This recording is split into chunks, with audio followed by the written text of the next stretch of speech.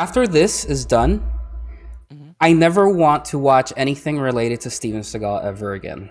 I'm down for it. Let's exit him out of our lives. Listen, I lived my life never watching things with Steven Seagal. Now's the time. We are going to put an end to violence, and you can take that to the bank. Steven Seagal is hard to kill. Take that to the bank. The movie starts in the most stereotypical, shady area. And it's honestly one of the most underwhelming starts to any action movie I think I've ever seen. Yeah, meet me at the super sketchy place. Which sketchy one? The one by the tracks? Oh, that's a very sketchy one. I like that one. The sketches. It's a group of these mobster type goons. Hey, Calabrese, nice to see you again. Yeah. Oh, gabagoo. And then Steven Seagal comes into the picture with this camera from 1974. Don't know how this camera works. You can't tell if it's like, wait, are they in New York? Are they in Chicago? It's public. He's in the papers every day.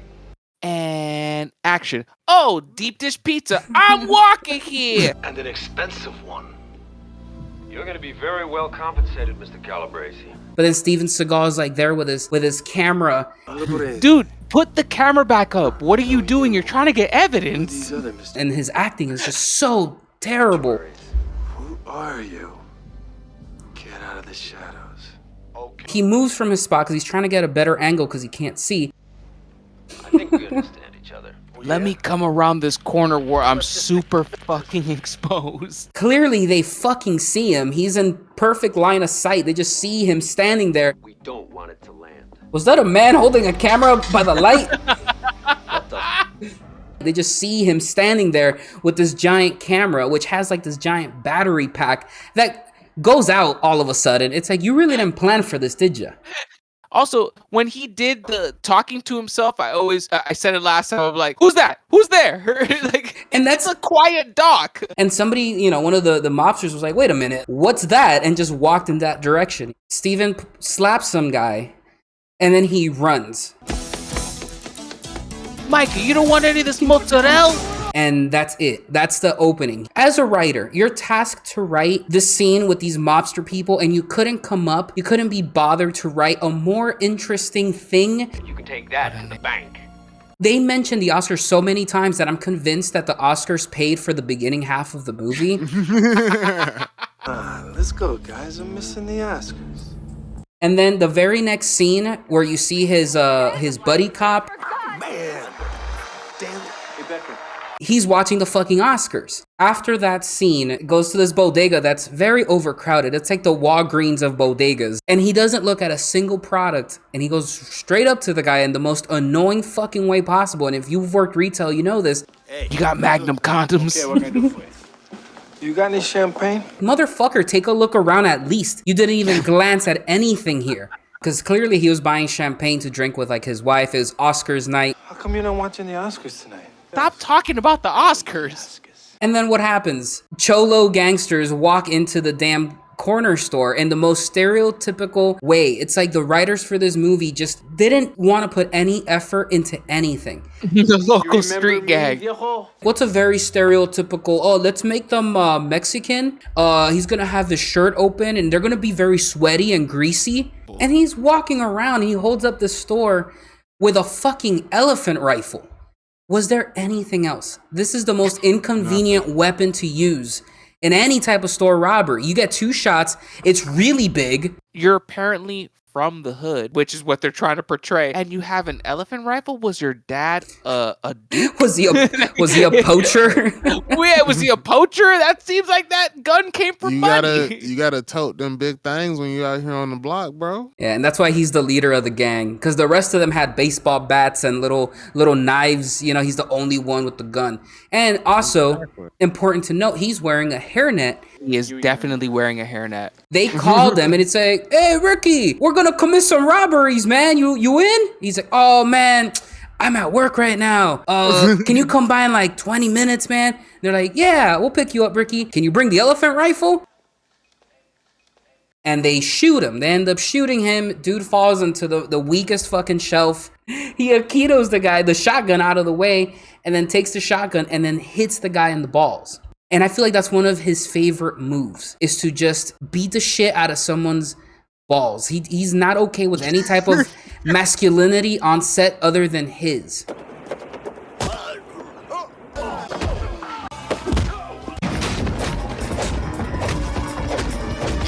He was fearless, had zero reaction to the guy getting shot to death. All right? Come on. How about if I show you what it's like to be a victim like this guy? Huh? You mean the dead man that you have no care for? And then he left. Because he's Steven Seagal. Left the crime scene. You won the Oscar tonight, Storm. Wow. Everybody in this fucking place is obsessed with the Oscars, bro. Yeah, you know, guy's dead, beat up the rest of them. Broke the guy's ankle in 15 places, you know. I gotta go watch the Oscars. So Steven Seagal leaves the damn crime scene without any type of repercussions. Gets home, serves himself some champagne. That's when we meet his wife. One of the most one-dimensional characters. And I feel like anybody who isn't Steven Seagal in any of his movies is completely one-dimensional. So we also get to meet his kid, who can't be more than like 4 years old, maybe 5. Has a moment where he prays with him. He's so awkward with this kid. Your prayers? There's no chemistry whatsoever between him and this child. Never lay me down to sleep, my soul to take. Aikido! The way he acts is just like he's talking to a hamster or something. It's very strange. And it's always that the woman is all over him and just, oh, come here, Mr. Manly Man. And his reaction is always, Okay. I feel like he doesn't know how to properly kiss a woman. The only time he kisses women is on camera because he is very awkward. He doesn't move his lips. It's very weird. It's a weird thing he does. So they go to the bedroom, and that's when the sex scene happens. This is weird. This is a weird sex scene. I feel like the sex scene goes on for so long, it's completely unnecessary. He's like feeling her up while the guys are walking up the stairs. They have to show this. He takes off her shirt. Topless? Yeah, he takes off her And shirt. he has a full dress shirt on. Oh yeah, he never takes off his clothes to have sex. Yeah, wasn't he wearing a jacket? It was with a white dress shirt and that vest that he has that he doesn't remove. It was like, all right, cut. Steven, cut. Cut. No, we're gonna keep He's like, rolling. oh, I'm sorry, I didn't hear you. For some reason in his movies, that's a common theme, where sex scenes are just unnecessarily long or just unnecessary to begin with. So while that's happening, the dudes come in, they don't hear a fucking sound. Guys in like heavy military boots, machine guns and stuff and shotguns just walk up, nobody notices. And then at the last minute, one of the guys decides to put on a rubber glove. It's like, why wouldn't you put it on before this mission even started? You already broke into the goddamn house. Your fingerprints are everywhere. Steven Seagal piping you down, like you sound kind of. If you're the chick that's getting piped down from Steven Seagal, you will not hear home intruders coming. You think Macaulay Culkin from Home Alone could take Steven Seagal in like With a mansion? What's the preparation? Wait, time? post crack? Who smoked crack? Was it both of them? I'm sure both of them smoked crack. I am 1,000% sure that Steven Seagal has smoked crack once in his lifetime. Steven Seagal Once. smoked crack? 1,000%. At least once. At Oh, least once. man. He's unhinged. You don't think that Steven That's Seagal's probably been in why- his fucking weird studio apartment in Hollywood going, Aikido? That's probably why he believe a lot of this stupid shit he be on. All right, so dudes come in. The Seagal senses activate, and he immediately fucking throws his wife off to the side like a fucking rag doll. Jumps up, hair completely not messed up, clothes intact, neatly pressed, no boner. Rolls over, already gun in hand. Like, did you have that shit in your ass? Like, where did that come from?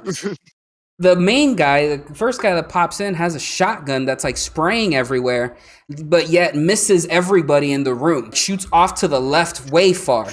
It's like, it's a shotgun, bro. You know how difficult it is to miss 2 people in a room standing like 3 feet in front of you? But he misses. Steven Seagal pops some shots off with eagle eye precision. The guy with the shotgun shoots Steven Seagal. He kind of falls back, but he's like unfazed. He still has time to go and karate some of them You know, It's true. and then gets shot again. That one, for some reason, really sends him over and he tumbles and everything. That's when he's like, no! And the guy aims at the wife and is like, sweet dreams, and then shoots her. And then he looks over at Steven Seagal and closes his eyes and then shoots him. Like, to kill this poor lady was nothing. He has to make a remark. Why would you get so much joy from killing the wife? What is that? But he aims at Steven and just like closes his eyes like, I can't watch. Killing the myth, the legend. You can assume that these are the guys that he was recording earlier because one of the guys says, where's the tape? And then they start looting the place. And then at one point they leave something that looks almost like fucking shoe polish in one of the drawers of his room. So it's like, is somebody setting him up? I kept it in mind. I'm like, they put this shoe polish cum sock in his drawer for whatever reason. And that's when the little kid pops up and the kid starts running and they start shooting at him. Oh no, the kid. And they just start Y'all shooting just at his shoot child. children? The kid beelines it to the window. Run, baby, Steven Seagal! That little boy jumped from the second Yo. story. Baby Second Steven story. Seagal jumped off the second floor of his house. Second story window was just fine. He was okay. Nothing happened. He jumped out of the window like this. You could tell there was like a platform there because he just kind of ducked down. We're in Chicago, New York, you know. Anything is possible. We're in Chicago, New York. And then there's a shot of them at the hospital. There's like a bunch of cops at the hospital. Like, oh no, our friend Mason Storm got killed. You know, he used to be the fastest guy I knew and he got killed. And then you see a stretcher come in and there's a bloody arm outside of the stretcher. Oh my fucking God. To show the audience, like, oh yeah, that's the wife, and you know she died. Remember when that happened? Oh! In what world do you do that? It's like, why is her arm just out? Like, again, one of the worst hospitals. And then there's such a huge focus on Steven Seagal's hairline throughout the whole movie, and his hair is still immaculate. Immaculate. And how his hair is, they show him in the stretcher, they bring him into the hospital and he's dead, you know, at least we think he's dead, and he was shot up, he was having sex right before that, and this man has the perfect hairline and hair. It's just like unbelievable the lengths he goes. He also fought with people and shot off shots, and it's just all in the same day. That all happened the same night. This man just shot someone and his wife was killed. Get the pomade. Also, the disregard of hospital policies. Have you guys never been in a hospital ever in your lives? Some random cop is just standing there like, oh, that son of a bitch, he did a lot of cocaine. Shoves him up against the wall. He was the greatest, cleanest, non-cocaine using man. You son of a bitch. He was the greatest man in the world. If I ever hear you talk that puke again, I let him fuck my wife a couple times. All of a sudden, this guy that's dressed like a scientist, not even a doctor, just straight up lab coat scientist with calculator sunglasses, pops out of nowhere like, Your man's alive, Lieutenant. Oh my. who else knows he isn't dead? tell no one of this. And then that's when he runs into the room. You got that? Give me that vest. It gives you superhuman powers. This is still a hospital. Dude, you shouldn't be in here. You haven't even scrubbed up. These people are sanitized. Why are you holding his hand? Don't touch him. Yeah, don't touch him.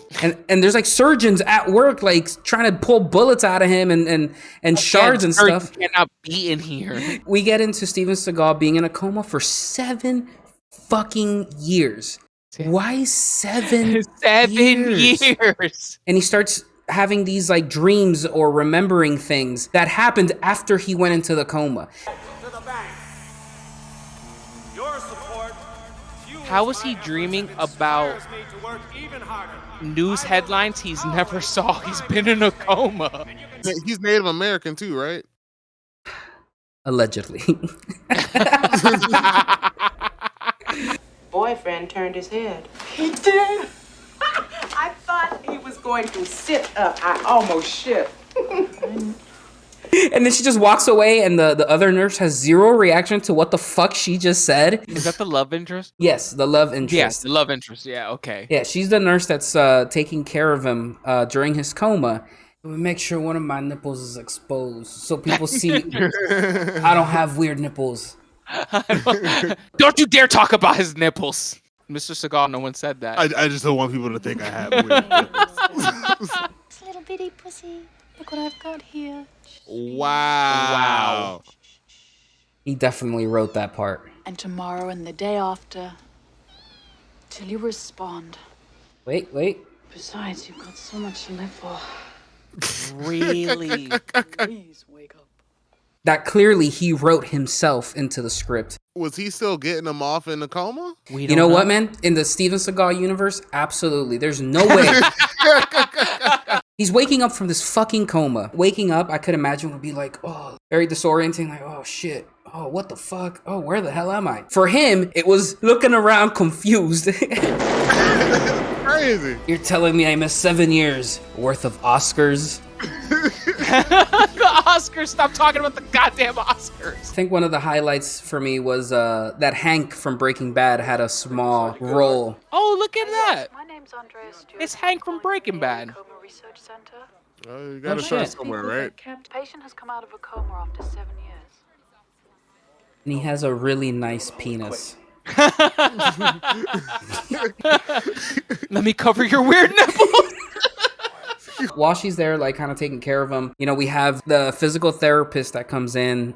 Hey, what's going on? I'm the physical therapist.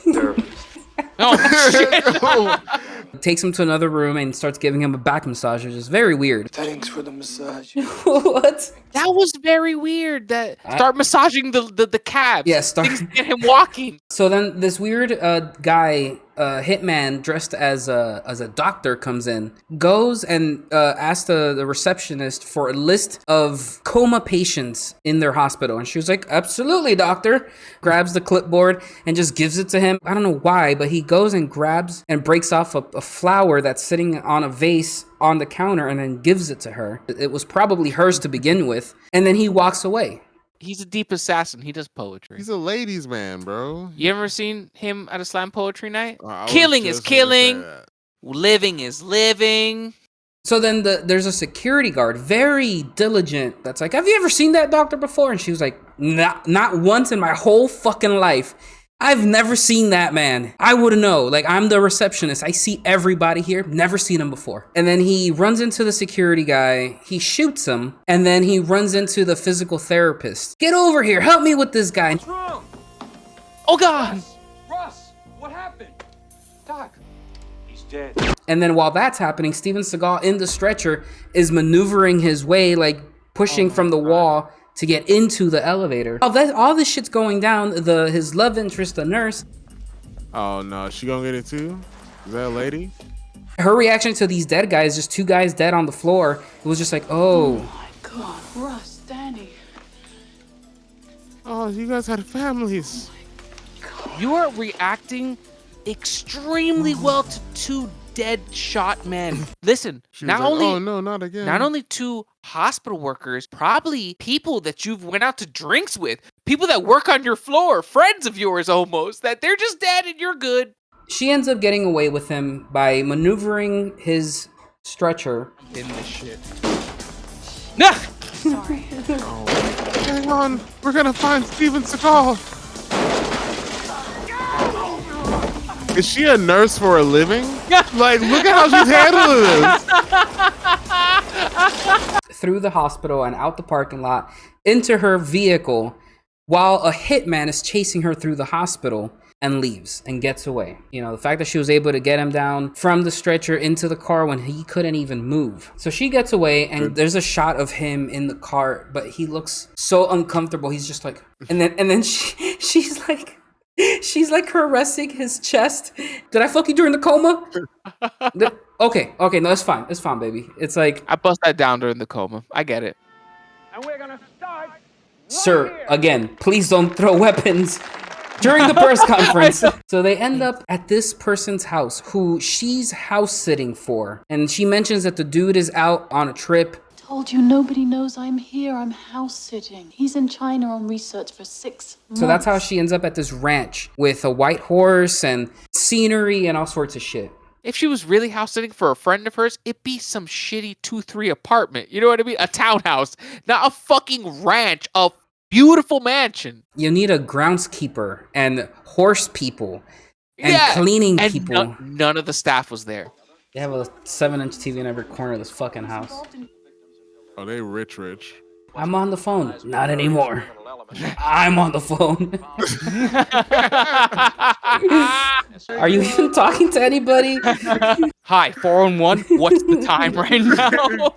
One of my favorite scenes in the movie is when they're sitting there talking and she's trying to feed him with chopsticks and he can't eat. All of us just and the food's dripping from his face while they're sitting there talking and talking random Steven Seagal nonsense. So why do you come to me? And I say, I don't think that was in the movie. They were just rolling between takes, and he just started talking to this poor woman. You know that was improv, right? I mean, I am the king of improv, if you'll forgive my saying so. After he tells her the story about some master or some nonsense, he takes out a notepad. You ever been to Chinatown? I need you to get me some things. This is gonna help me heal. And then when they cut to what he's writing, list of herbs and some needles that I need. Oh, so you also write fluent Cantonese or Japanese. This is a list of everyone that was nominated of the year. This is the tattoo that I want to get. I don't know what it says, but people say it says live, love, laugh. No, don't help me. She's not doing anything to help him. The scene after that, he's about to start healing himself, so he's with another notebook. Oh my god. I don't know what any of these words mean. That's the one I was looking for. And then he starts doing acupuncture on himself. Stick it in your nipple. Where did you get the supplies for this acupuncture? You're just wasting the dude that lives here's resources. You're just doing whatever you want, huh, bro? Use my acupuncture. Really know what that's about. Use all my fucking incense. I got dirty geese in my laundry. Dirty geese in the laundry. He dug holes in the man's backyard. You're fucking up that dude's bonsai tree, bro. I know, right? You're pissed about all the like very over the top stuff that got fucked up in your house, and you're like, man, what a bunch of shit. And you go to your bathroom to take a piss, and you just see hair clippings in your sink. You're like, oh, come on. The little things that he put on the end of his acupuncture needles look like wasabi. Is that black tar heroin? Because like that would make a lot more sense. He's like, I'm feeling great right now. I'm fucking in the zone. He probably had to rearrange a bunch of furniture for his fucking Aikido practices. Oh my god. What is that? He's swinging his arms. He's like kind of sweaty and probably smelling because he's been fucking sitting in incense for 4 hours or something. Drinking nothing but weird potato juice, and he's just standing there, doesn't do a single goddamn thing, doesn't, just his hair perfectly greased with like machining grease or something. Oh, wow. When they put on a piston in an engine, it's got to be very slick. It's so slick. Where's the deleted scene where she's on the house phone with her mom's like, I don't know. I think I made a mistake. I've made a huge mistake. I think I made a mistake. I saw him run and it was very unsexy. And he's just standing there and she gives him a flower. She gives him a flower. She 0 gives to him 100. Look, whoever wrote this has some serious insecurities. He wrote this. Very disrespectful. He goes right for it, man. Again, weird kissing, never takes off his tank top. And then the very next shot, he's sitting there and starts thinking about his dead wife. And gets up, gets dressed, and goes down to the cemetery to be like, damn, my wife dead. Throughout the whole movie, again, there's things that happen that I feel like either the editors forgot about, didn't give a fuck about, or they just didn't want to deal with it, like little things. When she was leaving that spot, she's getting followed. So there's a shot that starts off her taking off. The next car that's following her starts tailing her and they drive away. The camera pans all the way around to where they're leaving. And the cars fucking leave out of frame. They're out of there. And they keep rolling for an additional like 8 seconds. Is something, did I miss something? There's still a bunch of loose ends. So then Officer McGee pops out of nowhere. Storm? Uh-oh. and just explains everything that's going on. Yeah. And it was also easy. Oh yeah, this happened to your kid. I was the one that took your kid in, and then I covered for you. It ties up all the loose ends, every possible questions that the audience could have had at this point to try to like cover all their bases. There was even a point where we were confused. Is that his son? He does 111. Yeah, his son's alive apparently. Real fast. All right, so this is the part where he delivers probably one of the best lines in the movie. He looks at the tube TV that's completely off. There's nobody else in the room with him, and he starts remembering, we'll make more money once I get into the senator's seat, and you can take that to the bank. And then he looks over at the TV, and he's like, I'm gonna take you to the bank, Senator Trent. To the blood bank. So he's in the house, middle of the day, with this woman. They're packing up because they need to go. They're like, oh, we got a mission to go. And we've dirtied every dish and soiled every piece of laundry in this house. Let's get out of here. Bad guys come into the house. They're already in the house. A bunch of them. There's like, I don't know, 8, 9, 10 of them walking through this house. And they have zero idea. And then this whole covert operation gets completely messed up by some dude that jumps out from the top of the roof or something. Yeah. Hey, son! Some guy that just forgot, that didn't attend the pre-murder meeting. They met in the parking lot of a CVS, like, all right, guys, we're going to do this covertly. This guy can kick some ass. He got there late. He's like, what are we doing? Oh, we're going in. Jump into it? Sounds good. Yeah. Martin! Not yet! Martin! So these guys bust in, and there's a massive shootout. Full automatic weapons. And these guys are worse than fucking stormtroopers. They always manage to get away during this whole gunfight just by ducking down. Get down.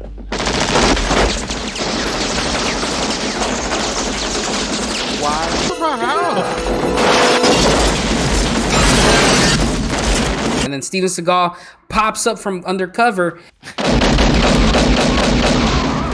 This guy gets to drop on them, and he has a knife. Really, dude?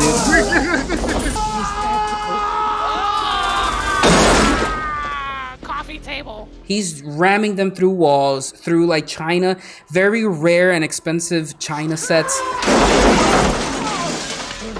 Not the china cabinet. Destroying this house in every possible way. That's from 1576. What the fuck? My house.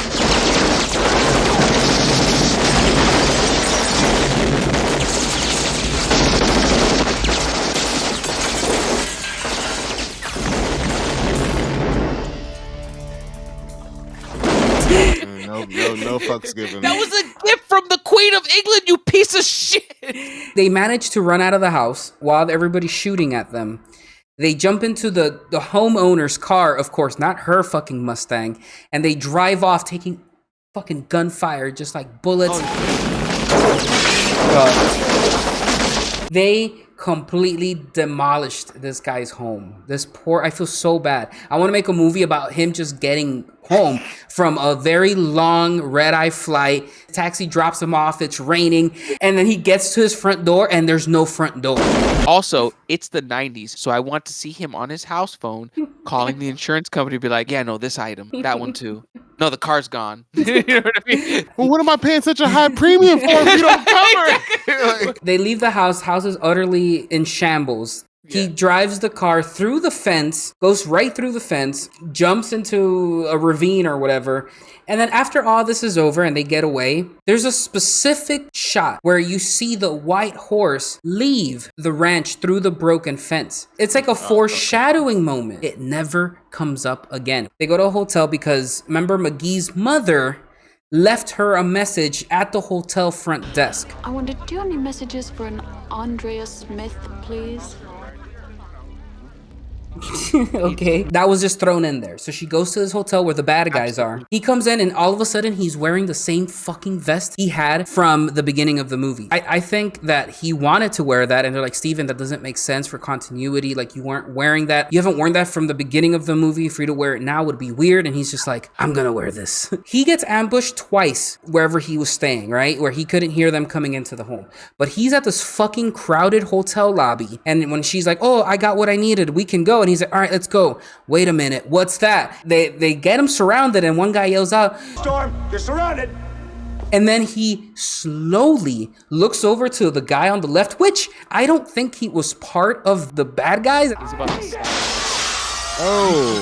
So much for not moving and being surrounded. That wasn't stage glass. He did that to a random bystander. It was an extra. He went, motherfucker. He fucking leaves the hotel lobby. We are the mariachi band. Hey, what's going on? You can't do that, Dad. I'm from Texas. Drives away, at one point gets blocked off by the cops, so he stops, slams it into reverse, tries to pull a 180, but slams into a cop car.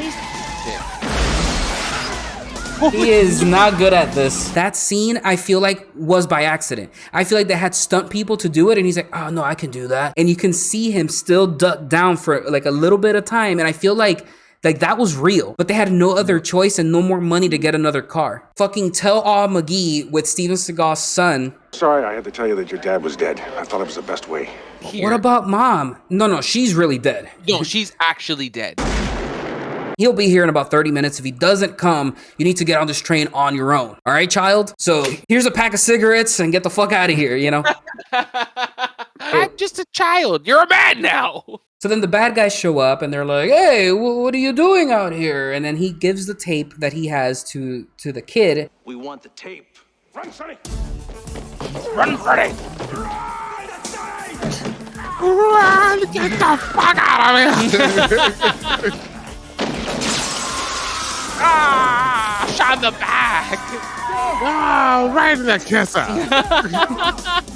So then as the kid's running away, they start shooting at McGee. McGee gets shot.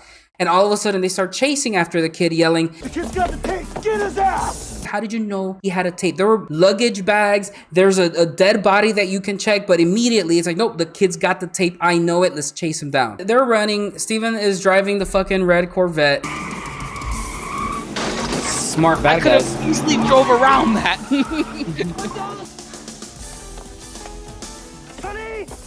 He runs into one of the bad guys. There's two bad guys chasing the kid. One of the bad guys falls in a puddle, catches up to him, does this like weird front kick towards Steven Seagal, but like off to his side. Steven Seagal doesn't even react to it. Even though he had to stop and fight the guy, he's able to catch up with the bad guy and the kid. Right before the bad guy grabs the kid, Steven Seagal pops in and starts whooping this guy's ass. Look, he's right there too. Steven Seagal fucking starts throwing him into the fucking stands. Peking duck. I'm gonna go after my son. So many people get hurt in the collateral of this guy's bullshit. Yeah, stop breaking shit. Dude, I stand. Hey, who the fuck is gonna clean all this shit? I got ingredients in these motherfuckers. Please don't throw him into the stands. Just murder him in front of all these people. Did he just snap his neck like that? No, get the fuck out of here. It's Steven Seagal. While that was happening, the nurse chick flags down a van and the guy is willing to help.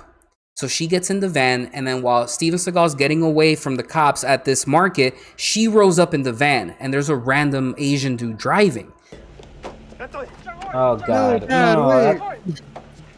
No, but like I helped. Why would you take my vehicle? So he goes to the bad guy's hideout and he's scaling fucking walls, like jumping from the roof to the car with ease. The bad guy in this one is the senator dude, right? The blonde dude? Right. That was in the jacuzzi at some point? Yeah, he was in the jacuzzi with that woman while all this shit's happening, and the guy comes like, oh, like, shit went bad, and he's just like, bitch, get out of the jacuzzi, I have to have a conversation with this man. So he shows up, and then they cut to the inside of the hideout, and all the dudes who were chasing him at the hotel are there, and then decide to play pool.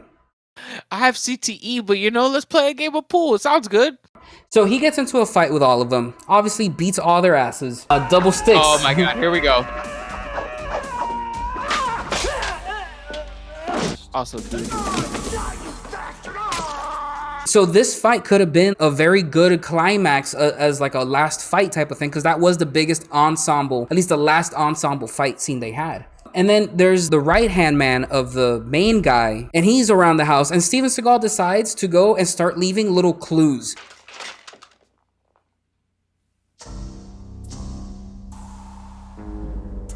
My God. On the toilet, is that the toilet? It's like he had this idea being like a psychological type thriller. He's gonna fuck with them, you know what I mean, before he offs them. He's gotta pee eventually. I've been hiding in this closet for hours. Oh my God. They were all part of that group, but yeah, I think that was the main dude. Wow.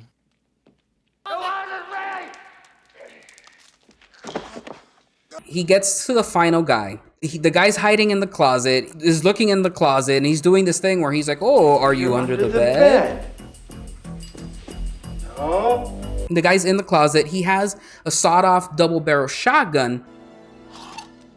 Die! Walks him downstairs, gets him to the bottom of like the foyer. I'm gonna arrest you, and I'll take you in. How's that? This is not good. When they cut to Steven, he's already turned around staring at him. But then he stops and does this weird thing where he starts lowering the shotgun down to the guy's crotch area. And then you think that he's gonna shoot his dick off, but then he shoots. Steven Seagal, you're gonna go to jail for all that. I never miss. They must have been smaller than I thought. Balls joke? Did a 7-year-old write that joke? Not like my big old balls. Freeze! Drop the gun slowly! Freeze, we're SWAT. It says it on our hat. And all of a sudden, the nurse lady busts in through the cops. Yeah. Why is she there? It's not an active fucking crime scene. And then another guy comes in and he's like, we saw the film. We know you were set up. we heard the tapes. With the clear quality, we saw everybody involved. You are cleared, my friend. And then they let him go. Dude, the son comes into the active crime scene where there's dead bodies littered everywhere. Can I at least get a mac and cheese cup? I'm very hungry. We're guests in this house and we don't want to impose.